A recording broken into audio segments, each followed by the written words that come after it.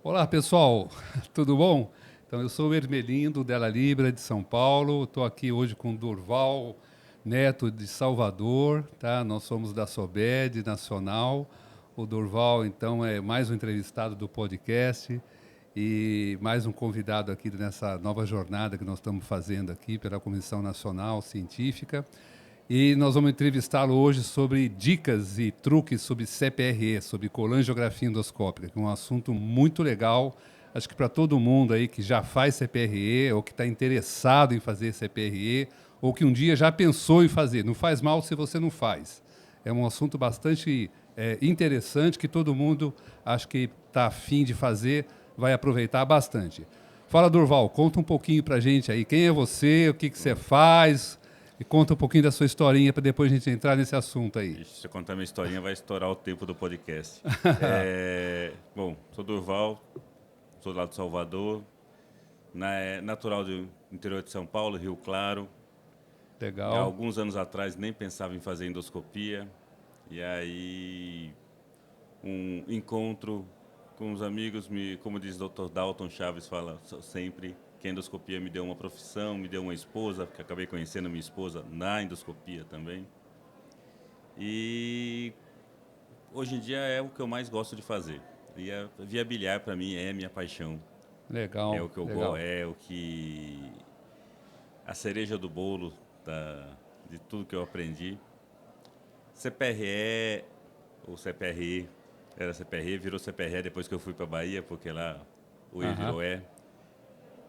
É quando a gente vai estudar via biliar. Você vai querer, para quem não tem ideia do que é o procedimento, é para a gente conseguir acessar a via biliar através do duodeno e estudar a via biliar, colocar prótese, tirar cálculo, cada dia mais novos procedimentos surgindo com a colangioscopia, da gente poder conseguir entrar dentro da via biliar com um endoscópio muito fininho e fazer cada vez mais procedimentos.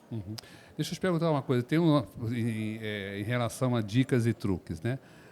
Antigamente se falava de CPRE diagnóstico. Isso acabou, né, Durval? Acabou. Não, isso. Então, hoje a Isso gente é, usa para fazer terapêutica. É isso. a CPRE é um procedimento terapêutico. Para tratamento. Vai tratar. Legal. Você Então, esse paciente chega para você já com uma indicação de tratamento.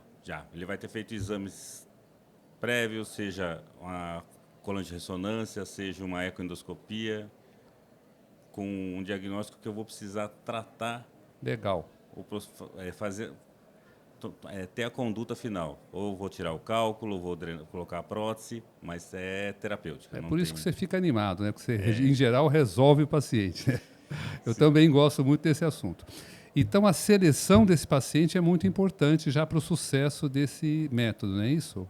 Você selecionar bem o paciente. Eu acho que tem que não só selecionar, como saber muito da história do paciente, você conversar. Hoje, em medicina, não só na CPRE, mas em qualquer procedimento terapêutico que se faça, você tem que expor para o paciente não só o que você vai fazer de procedimento, mas os riscos que ele vai correr, porque a CPRE tem status de cirurgia. Apesar de ser, é só uma endoscopia, não é só uma endoscopia. Tem grandes complicações associadas. Tudo que a gente faz hoje em dia é para minimizar os riscos e ter um sucesso terapêutico. Mas se você não, infelizmente, acontece eventos adversos, e se você não tomar cuidado e o paciente não estiver ciente, você vai ter um problema muito maior, não só para você, mas para o paciente também. Ok, então, Durval, se a gente pensar então que a gente deve primar ou pensar na segurança do paciente, além de pensar no diagnóstico, vamos falar um pouquinho sobre prevenção de complicação, né? O que você acha que são as principais complicações desse método? A pancreatite, sangramento, a perfuração. Para ficar nas três principais. Nas três principais. Eu acho que, assim, de todas, a pancreatite ainda é a mais assustadora. Assustadora, né? Hoje... Essa dá medo, né? Essa dá medo. Essa dá dá medo medo, porque né? ela pode, na maioria das vezes, vai ser leve, mas ela pode ter uma evolução muito Essa é ruim porque essa, quando acontece, a gente não tem nada para fazer, né?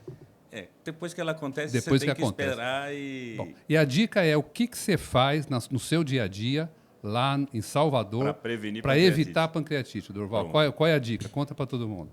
Primeiro, você tem uma quantidade de procedimentos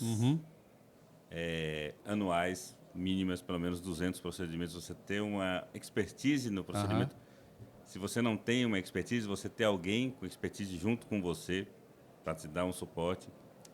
Não cateterizar o pâncreas mais do que 5 vezes. Usar endometacina via retal. No Brasil, ela precisa ser manipulada no supositório de endometacina ao final do procedimento e hidratar o paciente. Hiperidratar o paciente e dar anti-inflamatório via retal.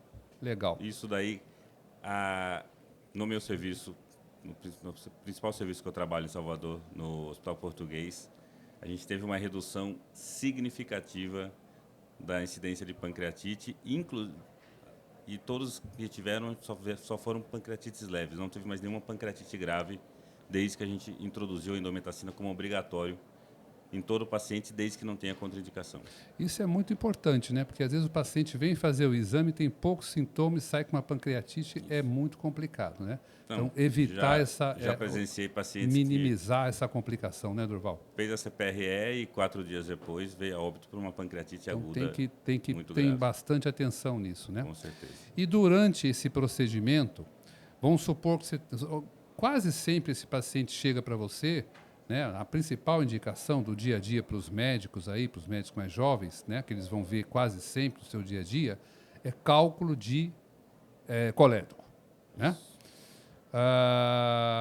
Como é que você faz? Qual que é o seu dia a dia? Você trabalha com papilótomo?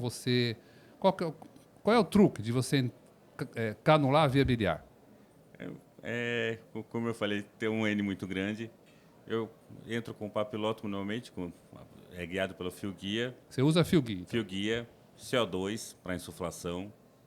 É outro adicional que veio nos últimos anos e que muda também o pós-operatório imediato. O paciente acorda muito melhor da CPRE. E no caso de uma perfuração, o CO2 te dá uma segurança de fazer o tratamento da perfuração sem precisar submeter o paciente a uma cirurgia. E ter um bom bisturi também ajuda na papilotomia. Você tem um bisturi EB que vai ter um corte mais preciso.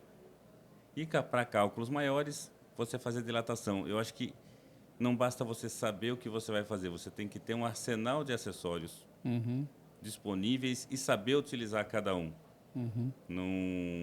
Não querer inventar, apesar da endoscopia ter muito da criatividade, eu acho que para algumas coisas, principalmente na via biliar, você tem que seguir o que é passo a passo. Passo a passo e definido, sem pressa. Mas, Durval, na maioria dos casos, porque a gente lembra que nesse Brasilzão da gente aí, né, lá, assim, locais menores, os nossos colegas que estão, às vezes, em locais menos fora do centro, tem menos recurso, né? Você acha que a seleção dos pacientes, porque às vezes as pessoas não têm tantos recursos como tem em Salvador ou nos grandes centros, é importante selecionar os casos e pensando que a maioria são casos mais gerais, a gente consegue resolver com um arsenal mais comum a maioria dos casos? A grande maioria dos casos, felizmente, são cálculos pequenos em via biliar. Okay. O cálculo grande não é um paciente de urgência, o cálculo grande não obstrui. O cálculo que obstrui, que te leva um paciente a um quadro de colangite, é um cálculo pequeno. A gente está com um paciente que 3 vezes fez CPRE e as 3 vezes obstrui e continua migrando o cálculo da vesícula. Enquanto não operar a vesícula, você não tirar, são cálculos pequenos, mas obstrui e faz colangite. Eu acho que essa é uma mensagem importante que você está falando, porque às vezes a gente tem a ideia de que só vamos nos defrontar com casos difíceis. E aí, naqueles locais com menos recursos, nunca poderão ser feitos. Acho que não, né, Durval?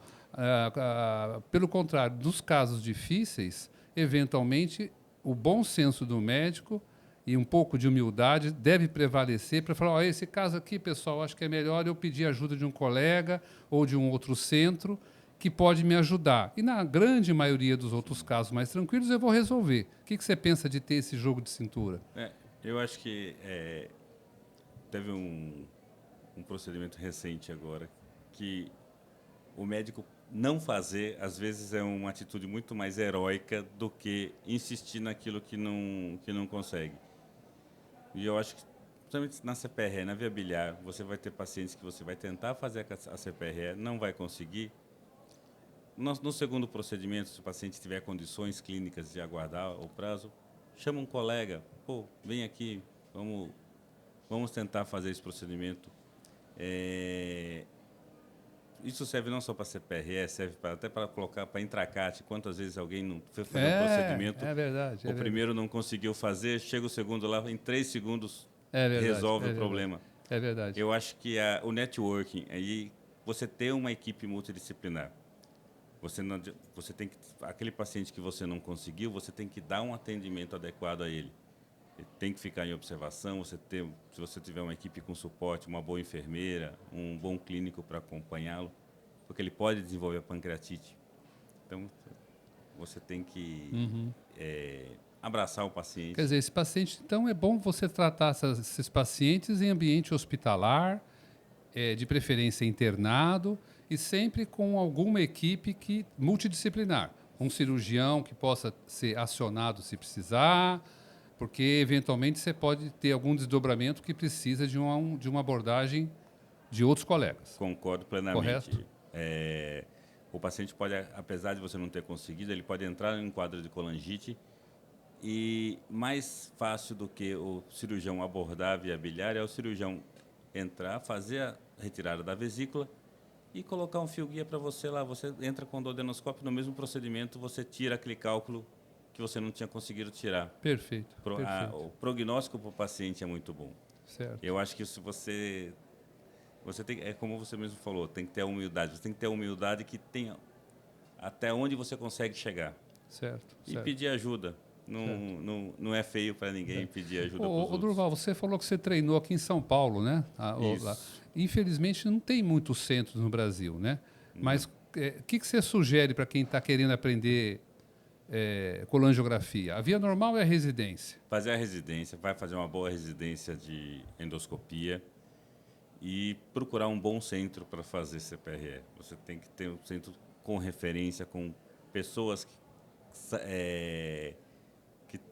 que sejam renomadas, com certeza um centro ligado à SOBED. Eu acho que é essencial você ter uma boa formação, porque cursos fantásticos, milagrosos existem para todo quanto é canto, vão sugerir que vão te ensinar CPRE em 3 meses, não dá. CPRE é um aprendizado lento e tem todo o risco do procedimento, por isso eu acho que tem que ter uma boa formação.